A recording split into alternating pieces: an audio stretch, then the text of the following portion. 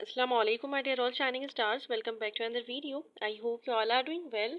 So इस video में हमने शॉर्ट क्वेश्चन आंसर्स करने हैं चैप्टर 21 डेवलपमेंट एंड एजिंग के।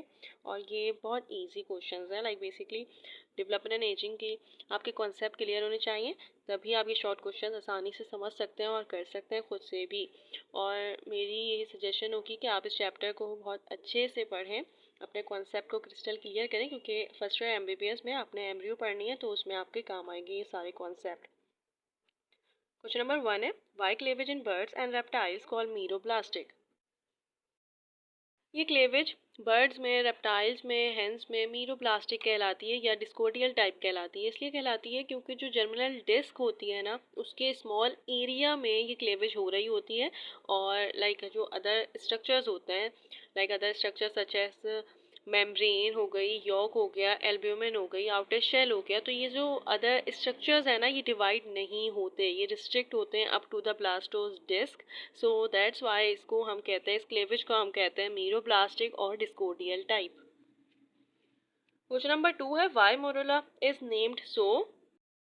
बहुत इजी है, like due to the cleavages embryo बन जाता है एक rounded mass of closely packed blastomeres. So that's why इसको मोरोला कहते हैं, क्योंकि ये रिजेंबल करता है मलबेरी स्ट्रक्चर से। यहाँ पे लिखा हुआ है, the term morula refers to a small mass of blastomeres form by the several cleavages of a zygote. ये मोरोला ह्यूमन में कंटेन करता है एटलीस्ट 60 सेल्स। यहाँ पे लिखा हुआ है सेवरल क्लेवेजेस।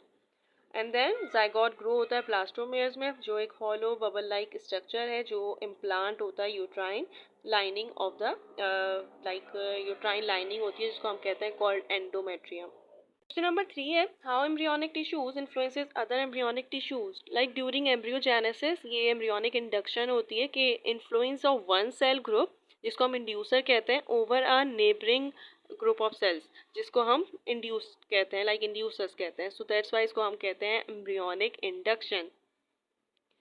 कुछ एक्सपेरिमेंट हुए थे, एक साइंटिस्ट थे मैनगोल्ड और एक साइंटिस्ट थे हंस। इन दोनों ने फ्रॉग के एम्ब्रियो पे एक्सपेरिमेंट किया था, experiment number 1 and experiment number 2।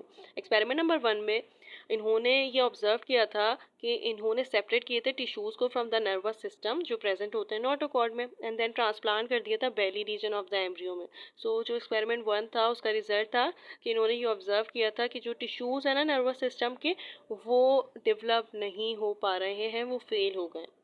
Experiment number 2 था कि इन्होंने सेपरेट किए थे tissues of the notochord and then transplant कर दिया था below the ectoderm. Ectoderm, endoderm and mesoderm ये जर्मिनल लेयर्स होती हैं। एंडोडर्म ऑफ कोर्स पता चल रहा है हमें जो इनर लेयर होती है, एक्टोडर्म जो आउटर लेयर होती है, और मेसोडर्म जो बिटवीन होती है इन दोनों के। तो ये ट्रांसप्लांट कर दिया था below the ectoderm. And then फिर इनका रिजल्ट क्या था, इन्होंने ये ऑब्जर्व किया था कि टिश्यूज जर्मिनेट होना शुरू हो गए हैं एंड देन डेवलप हो गए न्यूरल टिश्यूज में। So that's why from this experiment we observe, ये कंक्लूड करते हैं कि जो एम्ब्रियोनिक टिश्यूज हैं ये इन्फ्लुएंस करते हैं upon the other embryonic tissues through transmitting some chemical stimulus. लिखा हुआ है, from this experiment they conclude that an embryo tissues has influence upon the other embryonic tissues through transmitting some chemical stimulus. ये result ना ही लिखिएगा, ये result काट दिएगा, बस यहाँ से आपने वापस से लिखना शुरू करना है, ठीक है। क्वेश्चन नंबर 4 है, define organisers and differentiate between the primary and the secondary induction.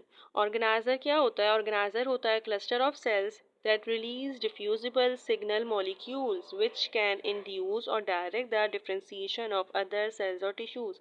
आपने बेसिक पढ़ा होगा, सेल से टिश्यूज बनते हैं, टिश्यूज से ऑर्गन्स बनते हैं, तो ये ऑर्गेनाइजर है, ऑर्गन्स की प्रोडक्शन होना।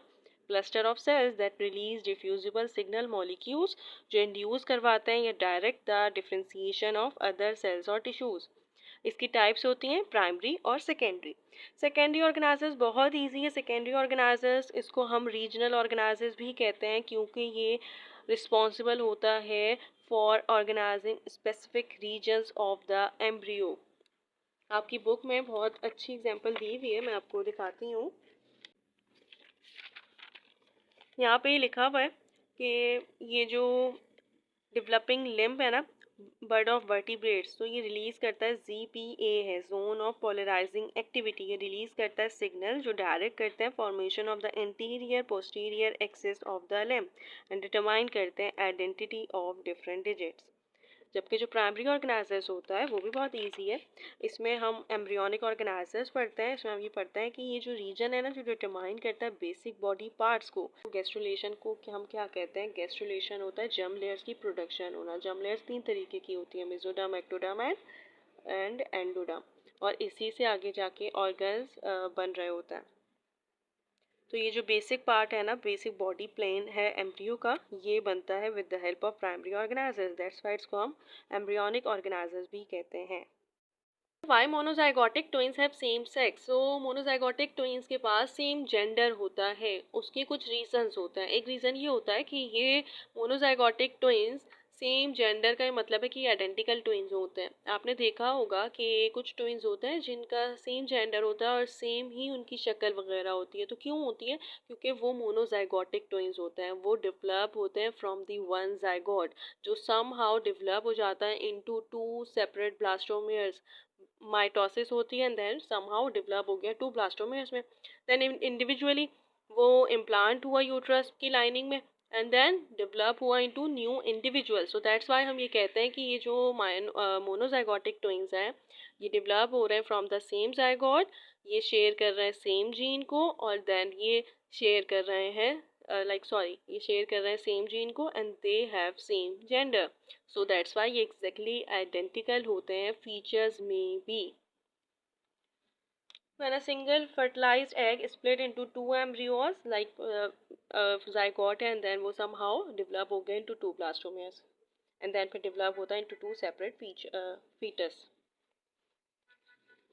अब नेक्स्ट क्वेश्चन है डिफ्रेंशिएट बिटवीन। सो आपने डिफरेंस देना है ब्लास्टोला एंड ग्लेस्ट्रोला में। ब्लास्टोला के पास कैविटी होती है ब्लास्टोसील, गैस्ट्रोला के पास कैविटी होती है गैस्ट्रोसील। ये प्रोड्यूस होता है by the process of gastrulation. Blastula produce होता है by the process of blastulation. Blastula undergo जाता है implantation followed by gastrulation. Gastrulation है ये अंडरगो जाता है मोर्फोजेनेसिस एंड देन फॉर्म करता है जर्म लेयर्स को। ये होती है ब्लास्टोला एंड गैस्ट्रोला का डिफरेंस। सो दैट सेड, इंशाल्लाह मेरी पूरी कोशिश है कि मैं नेक्स्ट वीडियो आपको इसके लॉन्ग क्वेश्चन आंसर्स की करवाऊँ। जब तक के लिए अल्लाह हाफिज़, all the best to all of you. इस चैप्टर को बहुत अच्छे से करें, अपने कॉन्सेप्ट को क्लियर करें। मेरी पूरी कोशिश है कि मैं रिप्रोडक्शन के बाद ये चैप्टर स्टार्ट करूँ। हम लोगों ने सपोर्ट एंड मूवमेंट कर लिया है, हम लोगों ने नर्वस कोऑर्डिनेशन कर लिया है, केमिकल कोऑर्डिनेशन कर लिया है एंड देन हमने इनहेरिटेंस भी कर लिया है, एवोल्यूशन भी कर लिया है। काफ़ी सारे चैप्टर्स हैं जो हम ऑलरेडी कर चुके हैं। इंशाल्लाह बहुत जल्दी हम ये चैप्टर्स भी कर लेंगे। सो दैट्स इट, अल्लाह हाफिज़।